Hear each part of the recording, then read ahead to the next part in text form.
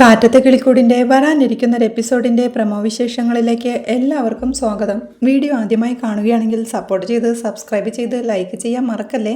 അങ്ങനെ സുധീഷിനോട് യാത്ര പറഞ്ഞ് നിധി ഓഫീസിലേക്ക് കയറുമ്പോഴേക്കും അവിടെയുള്ള ഒരു സ്റ്റാഫ് അവളെ വെൽക്കം ചെയ്യുകയാണ്. ഇന്ന് ഫസ്റ്റ് ഡേ അല്ലേ എന്ന് പറഞ്ഞ് അവളുടെ സീറ്റ് കാണിച്ചു കൊടുത്ത് ഇവിടെ തന്നെ ഇരുന്ന് ജോലി ചെയ്യണമെന്നൊന്നും നിർബന്ധമില്ല, എവിടെ ഇരുന്നും ജോലി ചെയ്യാം. ടേബിളിൽ ഇരുന്നോ റിലാക്സ് ആയി ബീൻ ബാഗിൽ ഇരുന്നോ എവിടെയാണോ കംഫർട്ട് അവിടെ ഇരുന്ന് ജോലി ചെയ്യാം. അവൾ പറയേ ഓക്കെ പറഞ്ഞേ. ഇയാൾ ഇവിടെ എത്ര വർഷമായി ജോലി ചെയ്യുന്നുവെന്ന് നിധി ചോദിക്കുക. താൻ വന്നിട്ട് 1 ഇയർ ആയെന്നും 1 ഇയർ പോയത് താൻ അറിഞ്ഞില്ലെന്നും അത്രയും നല്ലൊരു വർക്ക് സ്പേസ് ആണെന്നും പറഞ്ഞ് നിധിയുടെ ബാഗ് അവിടെ വെച്ചിട്ട് വാ, ഒരു സർപ്രൈസ് ഉണ്ടെന്ന് പറഞ്ഞ് അവൾ നിധിയെ ഹാളിലേക്ക് കൂട്ടിക്കൊണ്ട് പോകുമ്പോഴേക്കും അവളെ വെൽക്കം ചെയ്യാനായി കേക്കെല്ലാം ഒരുക്കി അവിടുത്തെ മാനേജറും ബാക്കിയുള്ള സ്റ്റാഫുകളും വെയിറ്റ് ചെയ്ത് നിൽപ്പായിരുന്നു. അവളെ അവർ സന്തോഷത്തോടെ കൈയടിച്ചു സ്വീകരിച്ച് മാനേജർ അവൾക്ക് ഷേക്ക് ഹാൻഡ് നൽകി welcome to our office Nidhi, നിധിയെ വെൽക്കം ചെയ്യാനായ ഈ കേക്കെല്ലാം എന്ന് പറയുമ്പോഴേക്കും നിധിയും താങ്ക് യു പറയുകയാണ്. ആ സമയത്താണ് അവരുടെ സീനിയർ ബോസ് അങ്ങോട്ട് കടന്നു വരുന്നത്. മാനേജർ ഓടിച്ചെന്ന് അയാളെ സന്തോഷത്തോടെ സ്വീകരിക്കുമ്പോഴേക്കും അവനും തന്റെ ന്യൂ പ്രോജക്ട് അപ്രൂവ് ആയതിന്റെ സന്തോഷം പ്രകടിപ്പിക്കുന്നുണ്ട്. നിധി അതാണ് നമ്മുടെ ബോസ് എന്ന് പറഞ്ഞ് കൂടെയുള്ള ആ സ്റ്റാഫ് നിധിക്ക് പരിചയപ്പെടുത്തി കൊടുക്കുന്നുണ്ട്. മാനേജറും കാര്യങ്ങളെല്ലാം പറഞ്ഞ് നിധിയെ കാണിച്ചു കൊടുക്കുമ്പോഴേക്കും അവനും നിധിയുടെ നേരെ കൈവീശിക്കൊണ്ട് അവരുടെ അരികിലേക്ക് നടന്നു ചെല്ലുകയാണ്. നിധിയുടെ അരികിലേക്ക് ചെന്ന് ഷേക്ക് ഹാൻഡ് എല്ലാം നൽകി തന്റെ പേര് പറഞ്ഞ് പരിചയപ്പെടുത്തി നിധിയുടെ പ്രൊഫൈൽ മാനേജർ ഷെയർ ചെയ്തിട്ടുണ്ടായിരുന്നുവെന്നും actually I am very impressed, ഇങ്ങനെ ടാലന്റ് ഉള്ള കുട്ടികളെയാണ് നമ്മുടെ കമ്പനിക്ക് ആവശ്യം, മികച്ചൊരു പെർഫോമൻസ് പ്രതീക്ഷിക്കുന്നുവെന്ന് എന്നയാൾ പറയേ ഉറപ്പായും sir I will try my best എന്ന് നിധിയും പറയുകയാണ്. അവൾക്ക് ബെസ്റ്റ് വിഷസ് എല്ലാം പറഞ്ഞ് ഇത് കണ്ടൊന്നും പേടിക്കണ്ട, ഇത് ഈ കമ്പനിയുടെ ഒരു ആചാരമാണ്, ഇവിടെ പുതിയതായി ആര് ജോയിൻ ചെയ്താലും കേക്ക് കട്ട് ചെയ്താൽ വെൽക്കം ചെയ്യാറ്, കമോൺ കേക്ക് കട്ട് ചെയ്യുന്ന പറയുമ്പോഴേക്കും നിധിയും സന്തോഷത്തോടു കൂടി ആ കേക്ക് കട്ട് ചെയ്യാൻ തുടങ്ങുകയാണ്. വെൽക്കം ടു അവർ കമ്പനി എന്ന് പറഞ്ഞ് എല്ലാവരും സന്തോഷത്തോടു കൂടി കൈയടിക്കുമ്പോഴേക്കും നിധിയും കേക്ക് കട്ട് ചെയ്ത് സന്തോഷത്തോടെ എല്ലാവർക്കുമായി നൽകുന്നുണ്ട്. കേക്ക് കട്ടിംഗ് എല്ലാം കഴിഞ്ഞ് നേരത്തെ കണ്ട സ്റ്റാഫ് നിധിക്ക് ഓഫീസിലുള്ളവരെല്ലാം പരിചയപ്പെടുത്തുന്നുണ്ട്. പിന്നീട് ആ ലേഡി സ്റ്റാഫിന്റെ അരികെയുള്ള സീറ്റിലേക്ക് നിധിയോടും ഇരിക്കാൻ പറയുകയാണ്. നിധിയും വളരെയധികം സന്തോഷത്തോടെയും അഭിമാനത്തോടെയും ആ ചെയറിലേക്ക് ഇരുന്നുകൊണ്ട് അന്ന് അച്ഛൻ സർട്ടിഫിക്കറ്റ് കത്തിച്ചു കളഞ്ഞ സമയത്ത് അച്ഛനെ വെല്ലുവിളിച്ച കാര്യങ്ങളെല്ലാം അവൾ ഓർത്തെടുക്കുകയാണ്. സർട്ടിഫിക്കറ്റ് ഇല്ലാതെ എനിക്കൊരു ജോലിയും ചെയ്യാൻ കഴിയില്ലെന്നാണോ നിങ്ങൾ വിചാരിക്കുന്നത്? ഉടനെ തന്നെ ഞാൻ നല്ലൊരു കമ്പനിയിൽ ജോലി ചെയ്ത് നല്ല നിലയിൽ ജീവിക്കും. ലോകത്ത് അച്ഛനെയും അമ്മയുമാൽ ഒതുക്കപ്പെട്ട ഓരോ പെൺകുട്ടികൾക്കും വേണ്ടി ഞാൻ ജീവിച്ചു കാണിക്കും എന്നൊക്കെ പറഞ്ഞത് ഓർത്തെടുത്ത് കണ്ണു നിറഞ്ഞവൾ ചുറ്റുപാട് നോക്കിക്കൊണ്ട് ഞാൻ തിരുവനന്തപുരത്ത് വന്ന് ജോലി ചെയ്യണമെന്നാണ് ആഗ്രഹിച്ചിരുന്നത്, അതിനാണ് വീട് വിട്ടിറങ്ങിയതും.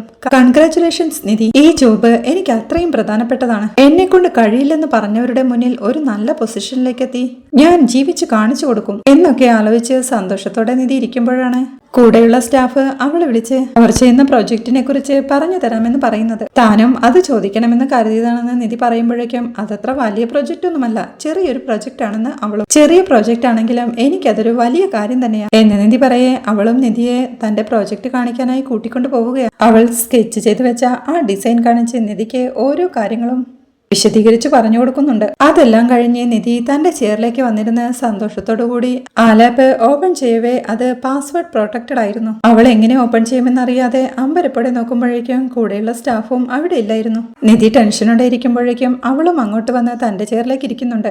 അവൾ എവിടെയായിരുന്നു എന്ന് നിധി ചോദിക്കേ രാവിലെ കോഫി കുടിച്ചില്ലായിരുന്നു, അത് കുടിക്കാൻ പോയതായിരുന്നു, ഇവിടുത്തെ കോഫി സൂപ്പറാണ്. നിധി കോഫി കുടിക്കുന്നില്ലേ എന്ന് അവൾ ചോദിക്കേ വേണ്ട, കുറച്ച് സമയം കഴിഞ്ഞ് കുടിക്കാമെന്ന് നിധിയും പറയുന്നു. അപ്പോഴാണ് അവൾ പറയുന്നത് ലാപ്പ് ഓപ്പൺ ചെയ്യാൻ മെയിൽ ഐഡിയും പാസ്വേഡും ഉണ്ട്, കണ്ടില്ലേ എന്ന്. അത് കണ്ടു, ട്രൈ ചെയ്തുകൊണ്ടിരിക്കുകയായിരുന്നു എന്ന് നിധി പറയാം. നമുക്കായി ഒരു സോഫ്റ്റ്വെയർ ഉണ്ട്, അത് ഇൻസ്റ്റാൾ ചെയ്താലേ ലോഗിൻ ചെയ്യാൻ കഴിയും. ഒരു പ്രാവശ്യം ലോഗിൻ ചെയ്താൽ നമ്മുടെ കമ്പനി ചെയ്ത പ്രോജക്റ്റുകളെല്ലാം അതിലുണ്ടാവും, അത് നോക്കിയാൽ നിധിക്ക് ഒരു ഐഡിയ കിട്ടും എന്ന് പറഞ്ഞവൾ പാസ്വേഡ് ടൈപ്പ് ചെയ്ത് നിധിക്കത് ലോഗിൻ ചെയ്ത് കൊടുക്കുന്നുണ്ട്. പിന്നീട് ഒരു പെൻഡ്രൈവ് കണക്ട് ചെയ്ത് ആ പെൻഡ്രൈവിലാണ് ഓഫീസ് സോഫ്റ്റ്വെയർ ഉള്ളതെന്ന് പറഞ്ഞ് നിധിക്ക് അതെല്ലാം വിശദമായി പറഞ്ഞു കൊടുത്ത് ഇനി മുതൽ ലോഗിൻ ഐഡിയും പാസ്വേഡും എപ്പോഴും ഓർമ്മയിൽ ഉണ്ടാവണമെന്നും ലാപ്ടോപ്പ് ഓപ്പൺ ചെയ്യാൻ അത് ഉപയോഗിച്ചാൽ മതിയെന്നും അവൾ പറയുമ്പോഴേക്കും വേറൊരു സ്റ്റാഫ് വിളിക്കെ അവൾ അങ്ങോട്ട് പോവുകയാ. നിധിയും ആ പ്രൊജക്ട് എല്ലാം നോക്കിക്കൊണ്ടിരിക്കുമ്പോഴേക്കും അവളുടെ മൊബൈലിലേക്ക് നികേഷിന്റെ കോൾ വരുന്നുണ്ട്. അവൾ സന്തോഷത്തോടെ നികേഷ് എന്ന് പറഞ്ഞ് ആ കോൾ അറ്റൻഡ് ചെയ്യുമ്പോഴേക്കും എടതി ഫസ്റ്റ് ഡേ ജോബ് എങ്ങനെയുണ്ടെന്ന് നികേഷും ചോദിക്കുക.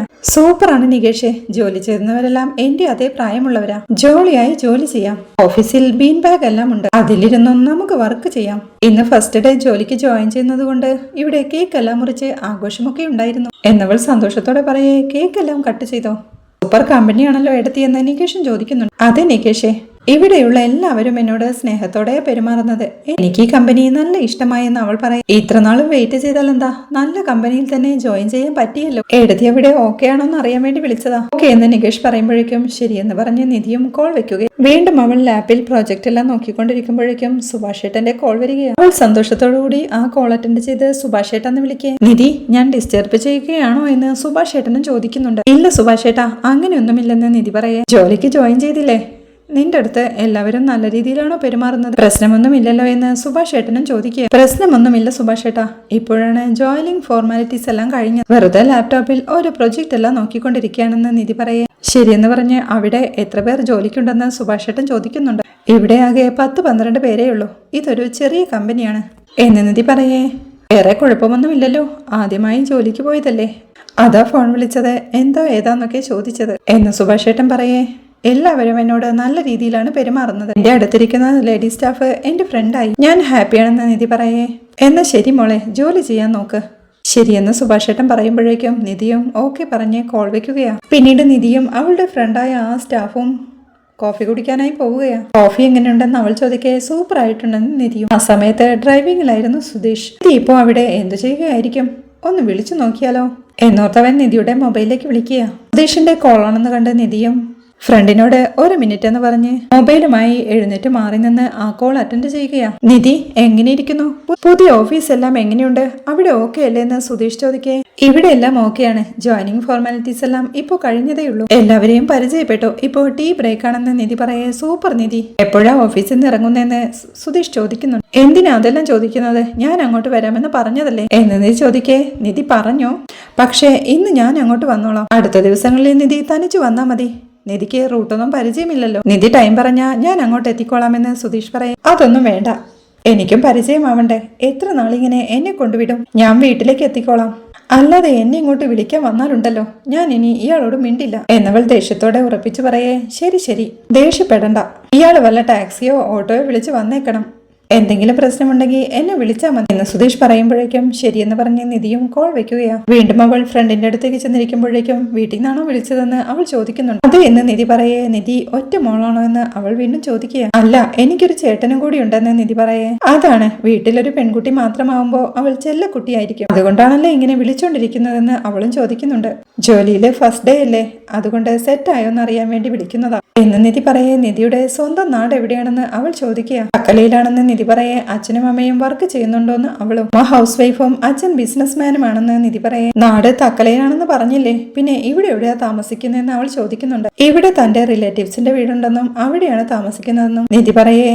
നിധിയുടെ കല്യാണം കഴിഞ്ഞതാണോ എന്ന് അവൾ ചോദിക്കുന്നു. ഒരു പതർച്ചയോടെ അവളെ നോക്കിക്കൊണ്ട് ഇല്ല, കല്യാണം കഴിഞ്ഞിട്ടില്ലെന്ന് നിധി പറയുകയാണ്. സോറി, പേഴ്സണൽ കാര്യങ്ങൾ ചോദിക്കുകയാണെന്ന് കരുതരുത്. നിധിയെ കാണുമ്പോൾ തന്നെ അറിയാം ചെറിയ പെൺകുട്ടിയാണെന്ന്. ഇപ്പൊ കോളേജ് കഴിഞ്ഞിട്ടേ ഉള്ളൂവെന്ന്. പക്ഷേ ഇപ്പൊ ഇങ്ങനെ ലുക്ക് വെച്ചൊന്നും പറയാൻ പറ്റില്ലല്ലോ, അതാ ചോദിച്ചത്, തെറ്റായൊന്നും എടുക്കല്ലേ എന്നവൾ പറയേ. ഇല്ലില്ല, അത് കുഴപ്പമില്ലെന്ന് നിധിയും ചിരിയോടെ പറയും. വീണ്ടും നിധി കോഫിയും കുടിച്ചിരിക്കെ എന്നെ പറ്റി ഒന്നും ചോദിക്കാനില്ലേ എന്ന് അവൾ ചോദിക്കുന്നുണ്ട്. സോറി, മറന്നുപോയെന്ന് നിധി പറയേ. അത് കുഴപ്പമില്ല, ഞാൻ പറയാമെന്ന് പറഞ്ഞ് അവൾ തന്റെ കാര്യങ്ങളെല്ലാം നിധിയോട് തുറന്നു പറയുകയാണ്. ചിരിയോടെ അവൾ പറയുന്നതെല്ലാം കേട്ടുകൊണ്ടിരിക്കെ നിധിയുടെ മനസ്സിലേക്ക് സുധീഷ് അന്ന് പോലീസ് സ്റ്റേഷനിൽ വെച്ച് തന്റെ കഴുത്തിൽ താലി കെട്ടിയതും പിന്നീട് സുധീഷിന്റെ വീട്ടിൽ റിസപ്ഷൻ എല്ലാം നടത്തി കല്യാണം ആഘോഷിച്ചതെല്ലാം ഓടിയെത്തെ താനിവളോട് പറഞ്ഞതെല്ലാം കള്ളമല്ലേ എന്നോർത്ത് എനിക്ക് നടന്നത് അതിന് കല്യാണമല്ലല്ലോ, അതിന് ഞാൻ കല്യാണമായി കണ്ടിട്ടില്ലല്ലോ. അപ്പൊ ഞാൻ പറഞ്ഞത് കറക്റ്റ് തന്നെയാ, അതിലിനി സംശയിക്കേണ്ട കാര്യമൊന്നുമില്ലെന്ന് പറഞ്ഞ് അവളും കോഫി കുടിച്ചുകൊണ്ടിരിക്കുക. പിന്നീട് ഓഫീസ് കഴിഞ്ഞിറങ്ങിയ നിധി ബസ് സ്റ്റോപ്പിലേക്കും അവളുടെ ഫ്രണ്ട് ഹോസ്റ്റലിലേക്കും ഒരുമിച്ച് നടന്നു നീങ്ങുന്നതിനിടയിലാണ് എതിരെ നടന്നു വന്ന ഒരു സ്ത്രീയുമായി ഇടിച്ച് നിധിയുടെ ബാഗ് താഴേക്ക് വീഴുന്നത്. അവർ സോറി പറഞ്ഞ് നിധിയുടെ ബാഗ് എടുത്തു കൊടുത്ത് നടന്നു നീങ്ങുമ്പോഴേക്കും നിധിയും സംശയത്തോടെ അവരെ തന്നെ നോക്കി നിൽപ്പാ. ആലോചനയോടെ നിൽക്കുന്ന അവളോടായി നിധി ഓക്കെ അല്ലേ എന്ന് അവളുടെ ഫ്രണ്ട് ചോദിക്കുമ്പോഴേക്കും ഓക്കെയാണെന്ന് പറഞ്ഞ് നിധിയും അവളുടെ കൂടെ നടന്നു നീങ്ങുന്നതിനിടയിലും നടന്നു നീങ്ങിക്കൊണ്ടിരിക്കുന്ന ആ സ്ത്രീയെ നിധി സംശയത്തോടെ തിരിഞ്ഞു നോക്കിക്കൊണ്ട് നടപ്പാ. അവരെവിടെയോ കണ്ട പോലെയുണ്ടല്ലോ, എവിടെയാണെന്ന് ഓർമ്മ കിട്ടുന്നില്ലല്ലോ എന്നൊക്കെ ആലോചിച്ച് നിധി നടക്കുമ്പോഴാണ് അവളുടെ ഫ്രണ്ട് ഓരോന്ന് സംസാരിക്കുന്നുണ്ടെങ്കിലും നിധി അത് ശ്രദ്ധിക്കുന്നില്ലെന്ന് കണ്ട് നിധി എന്തു പറ്റി, ഞാൻ പറയുന്നതൊന്നും കേൾക്കുന്നത് പോലും ഇല്ലല്ലോ എന്ന് അവൾ ചോദിക്കേ. അല്ല, അവരെവിടെയോ കണ്ട പോലെയുണ്ടെന്ന് നിധിയും പറയുന്നുണ്ട്. അത് കേൾക്കെ അവരും ചിലരുടെ മുഖം കണ്ടാൽ അങ്ങനെയാ, കുറെ നാള് അവരോട് സംസാരിച്ചതുപോലെ തോന്നും. എന്നെ കണ്ടാലും ചിലരങ്ങനെ പറയാറുണ്ട്, എവിടെയോ കണ്ട പോലെ ഉണ്ടല്ലോ എന്ന് പറഞ്ഞുകൊണ്ടേയിരിക്കും. അങ്ങനെയൊരു ഫീലാവും നിധിക്കുണ്ടായത്. നീ അവരെ മുൻപ് കണ്ടിട്ടൊന്നും ഉണ്ടാവില്ല എന്നവൾ പറയേ. ചിലപ്പോ അങ്ങനെയാവുമെന്ന് നിധിയും പറയുന്നുണ്ട്. പിന്നീട് നിധിയും ഒരു ഓട്ടോയിൽ സുധീഷിന്റെ നാട്ടിലെ ബസ് സ്റ്റോപ്പിൽ വന്നിറങ്ങുമ്പോഴേക്കും നികേഷും അവളെ കാത്തവിടെ നിൽപ്പുണ്ടായിരുന്നു. നിധി ക്യാഷ് കൊടുത്ത് എന്തോ ആലോചനയോടെ നടന്നു നീങ്ങുമ്പോഴേക്കും നികേഷ് അവളെ കുറെ പുറകിന്ന് വിളിക്കുന്നുണ്ടെങ്കിലും അവൾ എന്തോ ആലോചനയിൽ നടന്നു നീങ്ങിക്കൊണ്ടിരിക്കുകയായിരുന്നു. നികേഷും നിധിയുടെ അരികിലേക്ക് ഓടിച്ചെന്ന് എന്താ ഏട്ടത്തി കണ്ടിട്ടും കാണാത്ത പോലെ പോകുന്നതെന്ന് ചോദിക്കേ. സോറി നികേഷേ, ഓഫീസിൽ നിന്ന് ഇറങ്ങി വരുമ്പോൾ റോഡിൽ വെച്ച് ഒരു സ്ത്രീയെ കണ്ടു.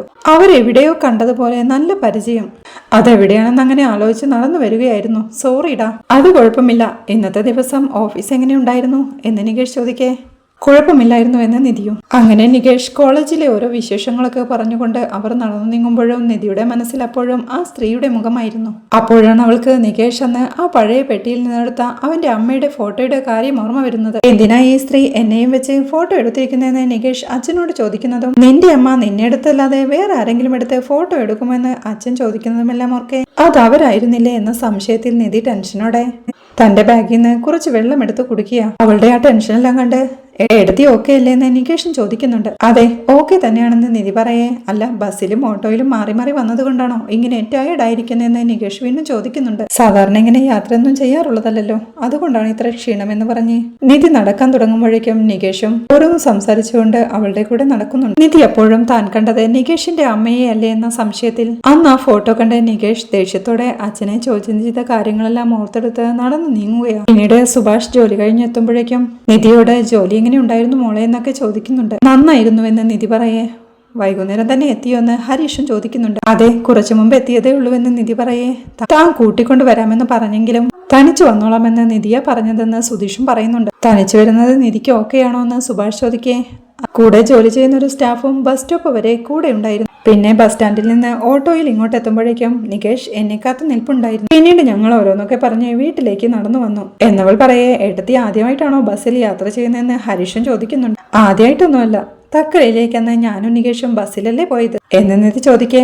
അതല്ല, ഈ നാട്ടിലെ ലോക്കൽ ബസ്സിലൊക്കെ ആദ്യമായിട്ടല്ലേ യാത്ര ചെയ്തതെന്ന് ഹരീഷ് ചോദിക്കേ. അതേന്ന് നിധിയും പറയുന്നുണ്ട്. അതോർത്തായിരുന്നു എന്റെയും വിഷമം. വളരെ വലിയ വീട്ടിൽ ജനിച്ചു വളർന്നൊരു കുട്ടി ഇവിടെ വന്ന് ബസ്സിലൊക്കെ പോയി കഷ്ടപ്പെടേണ്ടി വന്നു എന്ന് സുഭാഷ് ടെൻഷനോടെ പറയേ. അതോർത്താണ് ഞാൻ കൂട്ടിക്കൊണ്ട് വരാമെന്ന് പറഞ്ഞത്. നിധി സമ്മതിക്കാത്തോണ്ടാണെന്ന് സുധീഷും പറയുന്നുണ്ട്. അതല്ല സുഭാഷ് ഏട്ടാ, എനിക്ക് ഇതാണ് സന്തോഷം. എനിക്കറിയാത്ത കാര്യങ്ങളെല്ലാം ഞാൻ തന്നെ ചെയ്തു പഠിക്കണ്ടേ. ആരെയും ഡിപ്പെൻഡ് ചെയ്യാതെ ജീവിക്കാനാണ് എനിക്കിഷ്ടം. ഇപ്പൊ ബസ്സിലല്ലേ പോകുന്നത്, ഇനിയൊരു 2 വീലറൊക്കെ വാങ്ങി അതിൽ പോവാം. അതിനുശേഷം കുറച്ച് കഴിഞ്ഞൊരു കാറും വാങ്ങണം. അങ്ങനെ നിറയെ പ്ലാനുകളുണ്ട്. എനിക്കിതെല്ലാം ഇഷ്ടം തന്നെയാ എന്നവൾ പറയേ. ഓഫീസിലുള്ളവരെല്ലാം നല്ല ആൾക്കാരല്ലേ എന്ന് സുഭാഷ് ഏട്ടനും ചോദിക്കുന്നുണ്ട്. അതെ, അവിടെയുള്ളവരെല്ലാം നല്ല ആൾക്കാരാ. അവിടെ എനിക്കൊരു ഫ്രണ്ടിനെയും കിട്ടി. അവളും എന്റെ കൂടെ ബസ്സിലാ വന്നത്. അത് പുതിയതായി തുടങ്ങിയൊരു കമ്പനിയാ. പുതിയ പ്രോജക്റ്റ് എല്ലാം എടുക്കാൻ തുടങ്ങുന്നതേയുള്ളൂ. എന്നാലും ജോലി നല്ല ഇൻട്രസ്റ്റിംഗ് ആണെന്ന് നിധി പറയേ. ശരി ശരി, സന്തോഷം മോളെ. എന്നാ ഞാൻ പോയി ഫ്രഷ് ആയിട്ട് വരാമെന്ന് പറഞ്ഞ് സുഭാഷ് ഏട്ടൻ അവിടെ നിന്ന് പോവുകയാ. അപ്പോഴാണ് നിധി ഉമ്മറത്തിരുന്ന് പാട്ട് കേട്ടുകൊണ്ടിരിക്കുന്ന അച്ഛനെ ശ്രദ്ധിക്കുന്നത്. അവൾ അച്ഛന്റെ അരികിലേക്ക് ചെന്ന് ഞാൻ അച്ഛനോട് പലതവണ ചോദിച്ചതാ, വീണ്ടും അത് തന്നെയാ ചോദിക്കാനുള്ളത്. നികേഷിന്റെ അമ്മ എവിടെയാ ഉള്ളത് എന്നവൾ ചോദിക്കേ. എന്താ നിനക്ക് വേണ്ടത്? വീണ്ടും വീണ്ടും അത് തന്നെ ചോദിച്ചുകൊണ്ടിരിക്കുന്നു എന്ന് അച്ഛനും ദേഷ്യത്തോടെ ചോദിക്കുന്നു. ഒച്ച വെക്കാതെ മെല്ലെ പറഞ്ഞാ മതി, കേൾക്കാമെന്ന് നിധി പറയേ. അച്ഛനും ശബ്ദം കുറച്ചുകൊണ്ട് എന്തിനാ വീണ്ടും വീണ്ടും അതുതന്നെ ചോദിച്ചുകൊണ്ടിരിക്കുന്നതെന്ന് ചോദിക്കുക. അവർ തിരുവനന്തപുരത്ത് തന്നെ ഉണ്ടോ എന്ന് നിധി ചോദിക്കുക. നീ അവൾ ജീവനോടെ ഉണ്ടോ എന്ന് ചോദിച്ചു. അതിന് ഞാൻ മറുപടി പറഞ്ഞിട്ടില്ല. ഇപ്പോ തിരുവനന്തപുരത്തുണ്ടോ എന്ന് ചോദിച്ചാൽ ഞാൻ എന്ത് പറയാനാ എന്നച്ഛൻ പറയേ.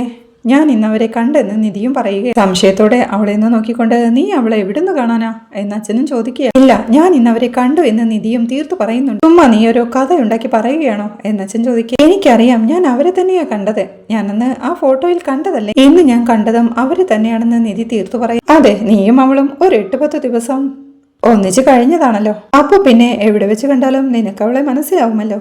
ചുമ്മാ ഓരോന്ന് പറയുക എന്ന് അച്ഛൻ പറയുമ്പോഴേക്കും എനിക്കറിയാം അത് അവര് തന്നെയാണ്. അവര് തിരുവനന്തപുരത്ത് തന്നെയുണ്ടോ? എനിക്കവരെ ഫോളോ ചെയ്തു പോവാൻ കഴിഞ്ഞില്ല. എനിക്ക് നല്ല ഉറപ്പുണ്ട് അത് അവര് തന്നെയാ. അവർ ഈ നാട്ടിൽ തന്നെ ഉണ്ടെന്ന് നിങ്ങൾക്കറിയാമോ?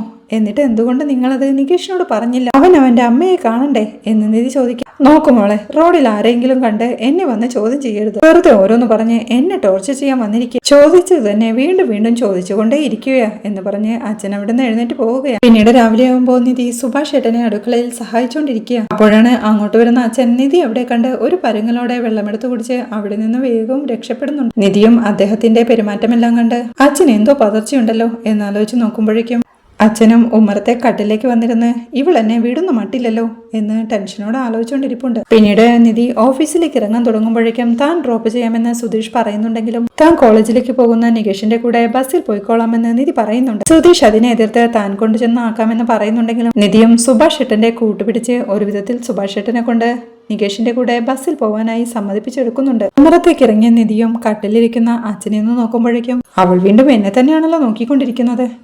രക്ഷപ്പെടുന്നത് നല്ലതെന്ന് പറഞ്ഞ് അച്ഛനും അവിടെ നിന്ന് എഴുന്നേറ്റ് പോകുന്നുണ്ട്. അങ്ങനെ നിധിയും നികേഷും സുഭാഷ് ഏട്ടനോട് ബൈ പറഞ്ഞിറങ്ങുമ്പോഴേക്കും ബൈ പറഞ്ഞ സുഭാഷ് ഏട്ടനോട് അവൾ തനിയെ ബസ്സിൽ പോയിക്കോളാമെന്ന് പറയുമ്പോൾ ഉടനെ അങ്ങ് ഓക്കെ പറയുകയാണോ വേണ്ടത്? വേണ്ട മോളെ, സുധീഷ് കൊണ്ടുവിട്ടോളുമെന്ന് അവളോട് പറയാമായിരുന്നില്ല എന്ന് സുധീഷ് ചോദിക്കേ അവൾ തന്നെയല്ലേ എല്ലാം തനിയെ പഠിച്ച് ശീലിക്കണമെന്നും പോയിട്ട് വരട്ടെ എന്നും സുഭാഷ് പറയുന്നുണ്ട്. സുധീഷും ടെൻഷനോടെ എന്താ സുഭാഷ് ഏട്ടാ ഒന്നും അറിയാത്ത പോലെ സംസാരിക്കുന്നത്? ഞാനും അവളും തമ്മിൽ സംസാരിക്കാറുള്ള ഒരു സ്പേസ് കാറിലാണ്. വീട്ടിലേക്ക് വന്ന സുഭാഷ് ഏട്ടാ എന്ന് വിളിച്ച് സുഭാഷ് ഏട്ടനോട് മാത്രമേ സംസാരിക്കാറുള്ളൂ. അല്ലെങ്കിൽ നികേഷിനോടും. ഡ്രോപ്പ് ചെയ്യാൻ പോകുമ്പോഴും പിക്കപ്പ് ചെയ്യാൻ പോകുമ്പോഴും എന്തെങ്കിലും അവളോട് സംസാരിക്കുകയായിരുന്നു. അതും ഇപ്പോ സുഭാഷ് ഏട്ടൻ ഇല്ലാതാക്കി എന്ന് പറഞ്ഞവൻ വഴക്കിട്ട് ഇറങ്ങി പോകുമ്പോഴേക്കും ചിരിയോടെ അവനെ തന്നെ നോക്കി നിൽക്കുന്ന സുഭാഷിനെ കാണിക്കുന്നിടത്താണ് ഈ എപ്പിസോഡ് അവസാനിക്കുന്നത്.